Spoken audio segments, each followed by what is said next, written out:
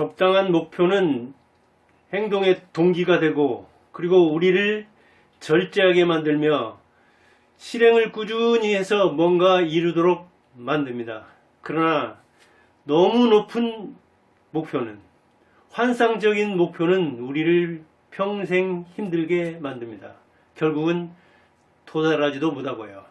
그런데 부자 기준이 너무 높아서 평생 빈자로 살다가, 평생 가난하게 살다가 불행하게 가는 사람들이 꽤 많은 것 같아서 오늘 부자 기준이 높으면 평생 빈자로 불행하게 산다, 그 이야기를 해보려고 합니다. 자, 그럼 누가 부자죠? 한국의 부자 모르는 사람 없습니다. 최고 부자는 누굽니까? 25년 6월 3일을 기준으로 보니까 여러분들이 생각하는 부자가 아닙니다. 아는 사람도 있겠지만 이재용이 아니라 김병주가 최고의 부자입니다. 한국 부자 순위 최고 부자 누구냐? 1등은 김병주입니다. 아는 사람은 아마 부자의 길에 들어섰을 겁니다. 김병주가 누군가 모르겠다. 그 사람은 경제에 관심이 적은 사람일 겁니다. 2등이 이재용입니다. 삼성. 3등은 누굴까요? 3등은 조정호입니다. 잘 안 들어본 경우도 있겠지만 조정호. 한진그룹 있죠? 조중훈 회장의 아들입니다. 메리츠금융. 4등은 자 누굴까요? 서정진입니다. 셀트리온. 현대가 아무도 안 나오네? 예, 나옵니다. 5등에 나옵니다. 5등이 정몽구입니다. 구체적인 그건 알 필요 없습니다. 이게 10몇 조부터 시작해서 우리나라 돈으로 최고 부자가 우리나라에서 한 15조 안팎, 이제 환율이 있으니까 왔다 갔다 합니다. 그런데 김병주는 사람 어떤 사람이냐? MBK라는 그 파트너스 사모펀드를 운영하는 사람입니다. 미케일 해가지고 그 다음 병주, B, K, 김. MBK 파트너스를 운영하는 사모펀드 운영자입니다. 한마디로 투자가입니다. 1등이 김병주. 그 다음에 이재용 모르는 사람 없죠? 조정호 아까 한진 봤죠? 서정진 셀트리온, 그 다음에 정몽구. 여기서 창업자는 누굴까요? 창업주죠. 서정진 창업주죠. 그러고 보니까 5명 중에 2명이나 창업자입니다. 40%. 여러분들이 알고 있듯이 드라마에 나오듯이 부자는 상속자가 아닙니다. 의외로 자수성가한 창업형 부자가 많습니다. 최고 부자만 그런 게 아니라 중간 부자 중에도 많습니다. 물론 최하 단위에서는 우리 그 재산으로 5단위로 나눌 때 가장 밑에서 그 다음 단계로 올라가는 것도 쉽지는 않습니다. 그러나 중간 단계에서 의외로 윗그룹에서 이 변화가 있습니다. 여기서 보듯이 김병주나 서정진 상당히 젊은 나이에 부자 됐습니다. 여기는 김병주는 2005년이니까 지금부터 20년 전쯤 창업했잖아요. 그때부터 상당히 잘 나갔습니다. 그리고 서정진 역시 50대에 한참 부자가 됐잖아요. 이처럼 창업 부자가 많고 그리고 부자들은 50 안팎에 되는 수가 많습니다. 자, 이렇게 상속 부자들도 말할 것 없이 많습니다. 그래서 부자가 되려면 어떻게 되느냐? 부자 되는 길. 첫째, 창업하라. 역시 사업가가 부자가 많습니다. 의사 변호사 되라고들 하죠. 의사 변호사 중에 아마 10등 안에 드는 부자들은 없을 겁니다. 여기 이제 10등 안에 드는 사람들이 나오는데 카카오톡, 그 다음에 쿠팡, 김범석이던가요? 그 다음에 김범수, 카카오톡, 그 다음에 이제 홍라이, 삼성, 그 이건희 부인, 그 다음에 이부진, 호텔 신라, 정의선, 정몽구 아들, 이렇게 이제 5명이 있어가지고 10대 부자인데, 자, 보듯이 창업자가 꽤 나오잖아요. 이 6등 밑에도. 쿠팡, 김범석, 카카오, 김범수. 이렇게 창업자가 10명으로 늘려도 40%를 차지하잖아요. 보통 부자들 중에도 사실 창업주가 꽤 많습니다. 자영업자가. 그 다음에 역시 상속부자 많죠. 부자가 되려면 좋은 부모를 만나라. 자, 김병주도 좋은 부모 만난 셈이죠. 10대 미국으로 갔어요. 결혼을 잘하라 그런 이야기도 하죠. 김병주의 부인이 박태준, 포항제철 있죠. 박태준의 사녀입니다. 박경아. 그러니까 결혼도 중요해요. 그래요. 그런데 봤듯이 10명 중에 결혼 잘해서 자기가 부자 된 사람은 홍라이가 유일합니다. 여자로서 결혼을 통해서 상승 결혼을 통해서 부자가 된 사람은 이 부자들은 대부분 이제 주식 부자들인데 그런 부동산으로 부자 된 사람이 많은데 왜 부동산 부자는 안 나오냐? 이거는 이제 공시지가로 평가하는 측면도 있지만 그런 부동산을 통해서 이렇게 몇 조 부자가 된 사람은 극히 드문 게 아니라 뭐 이렇게 세무서 국세청 자료로 봐도 등장하지 않죠. 대부분은 주식 부자들입니다. 창업하라. 상속을 잘 받아라. 부모 잘 만나야지. 배우자를 잘 만나라. 그 밖에 그러면 운으로 부자 되는 사람도 있냐? 부자들 얘기 들어보니까 운으로 부자가 됐다 그런 얘기를 하는데 운으로 부자 된 사람은 극히 드뭅니다. 그냥 동네 부자, 10억 부자는 있겠죠. 로또도 10억 부자들은 몇 명씩 만들어내니까 주마다 이렇게 부자 되는 길이 나오는데 여기서 볼 수 있듯이 그대로 나오는데 최고의 부자 중에는 이 결혼을 통해서 부자 되는 수는 없었지만 김병주 부인이 결국 부자일 거 아니냐. 예, 공동 부자는 되죠. 그러나 창업을 통해서 부자가 됐는데 그 남편과 같이 살아서 그 다음에 상속할 자산까지 갖는 경우는 현대가에는 안 보이잖아요. 거의 삼성가에 홍라이가 또 거의 유일하게 보이고 다른 그룹에서는 안 보이잖아요.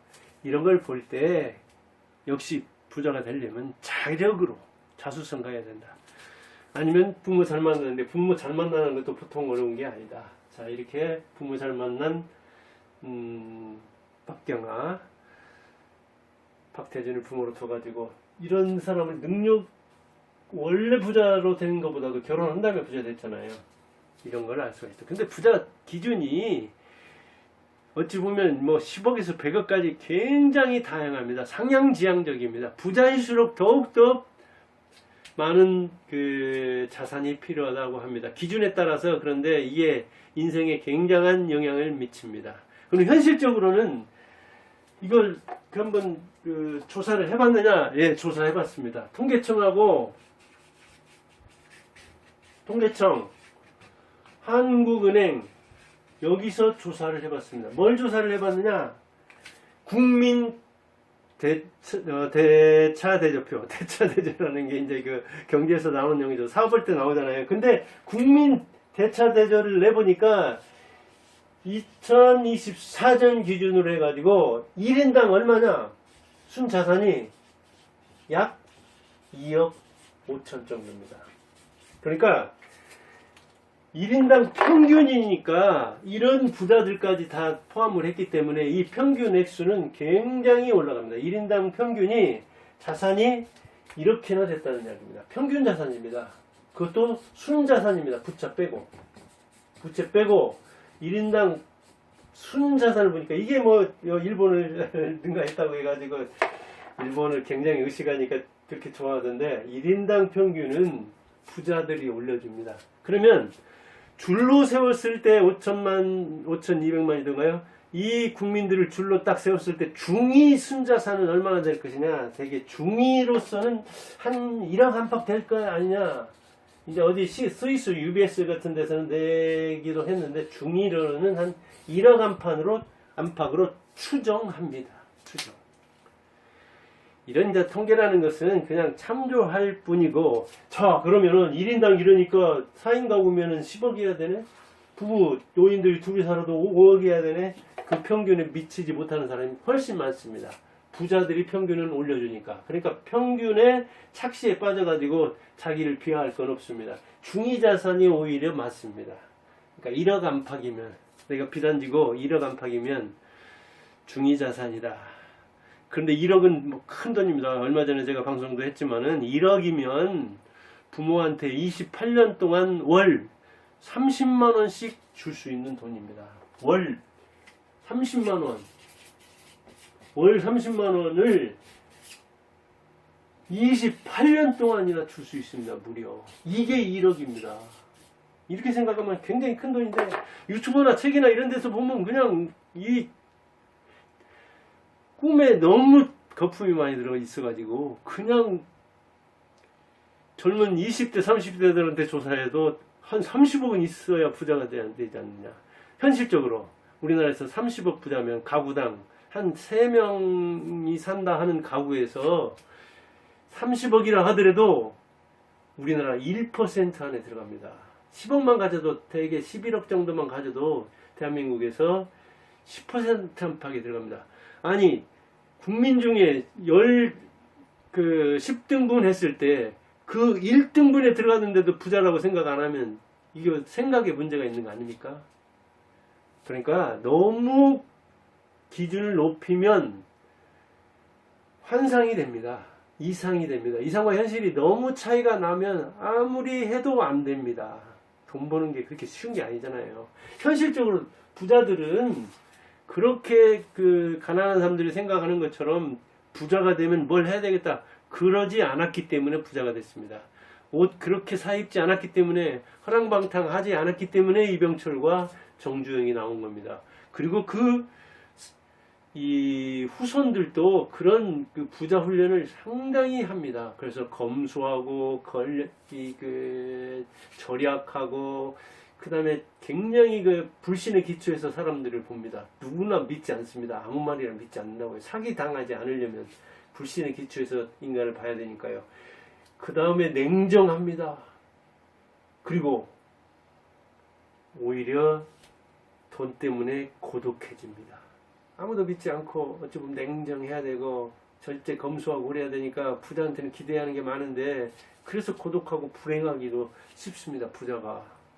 생각보다 부자들은 제 손으로 된 사람이 많고 생각보다 부자들은 젊을 때 되고 노후 역전 어렵습니다. 그리고 부자들은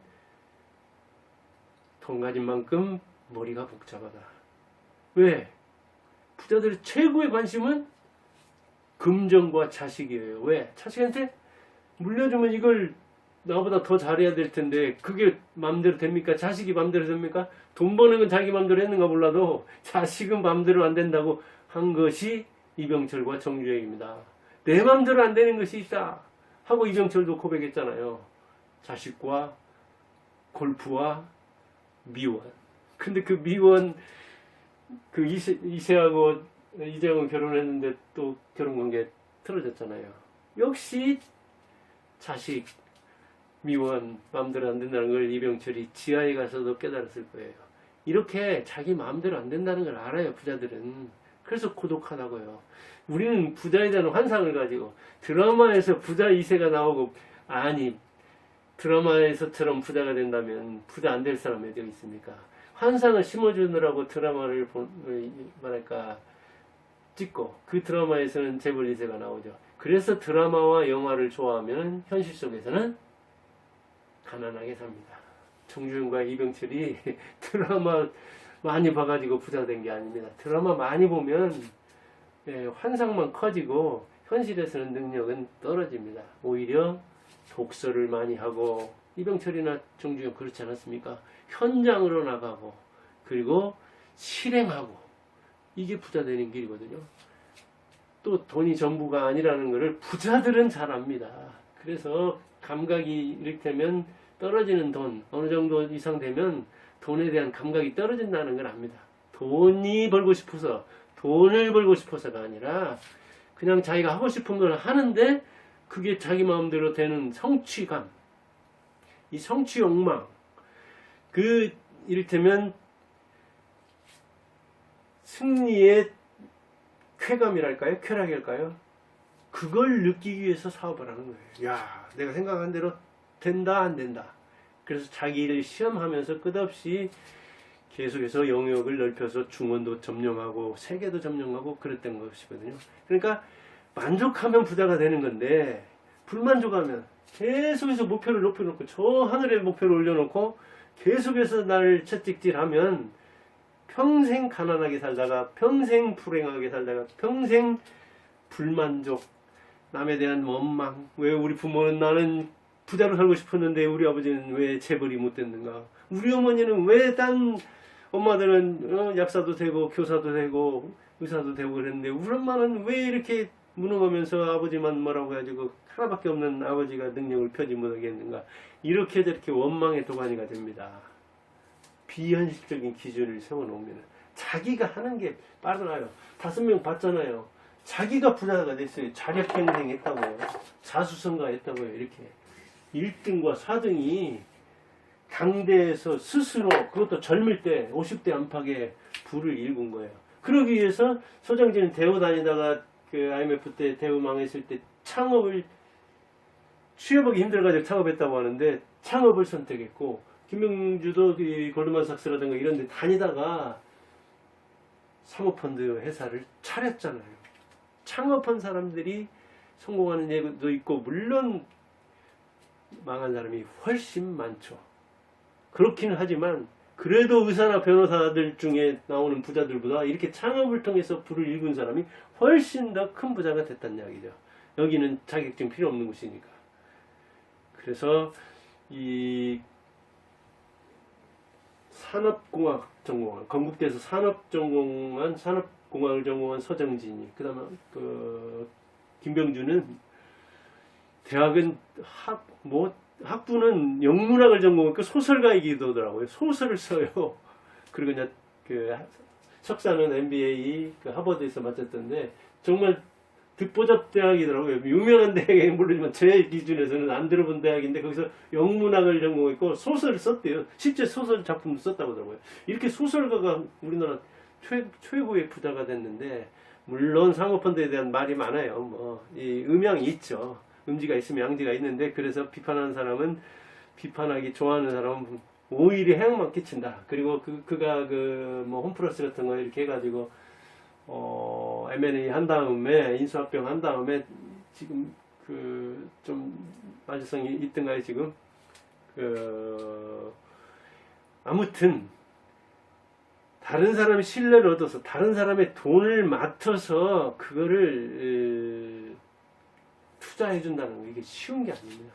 보통 배짱으로는 하지 못하는 거거든요. 근데 그 사모펀드가 얼마나 또 많습니까? 그 문재인 때도 사모펀드 그렇고 윤석열 때도 그렇고 사모펀드 말씀 많은 그 문제 많은 거기에서 신뢰를 얻어서 그나마 사모펀드에서 1등이 아니라 대한민국에서 1등 이제 MPK 뭐 주식을 한 20% 한번 가지고 있다는 것 같은데 이거 대단한 일이죠. 서정진 역시 말할 것 없는 거죠.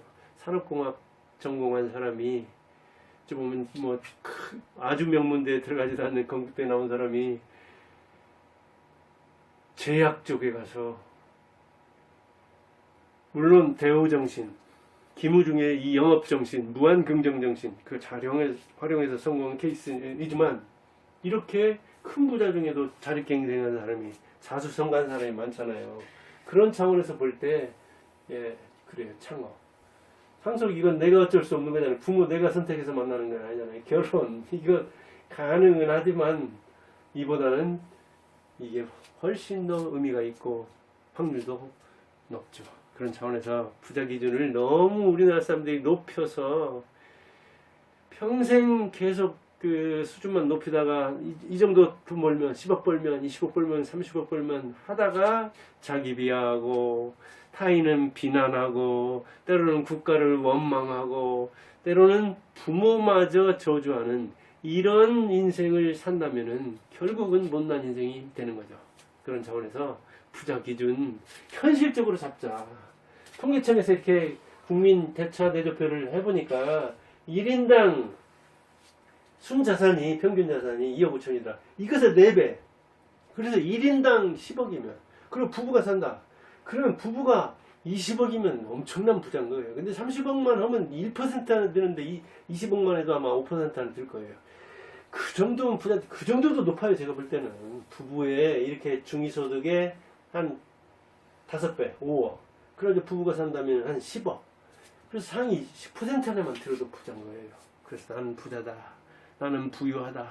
나는 좋은 나라에 태어나서 좋은 부모를 만나서 자식들 무난하게 자라서 이렇게 행복하게 살다 간다. 그런 것이 오히려 인생을 행복하게 사는 데는 도움이 되지 않을까 하는 차원에서 너무 부자의 기준을 높이지 말자. 부자의 기준이 높은 만큼 평생 불평분자, 빈자, 결핍자, 이렇게 불행하게 살지 않겠느냐, 그런 이야기를 해봤습니다. 감사합니다.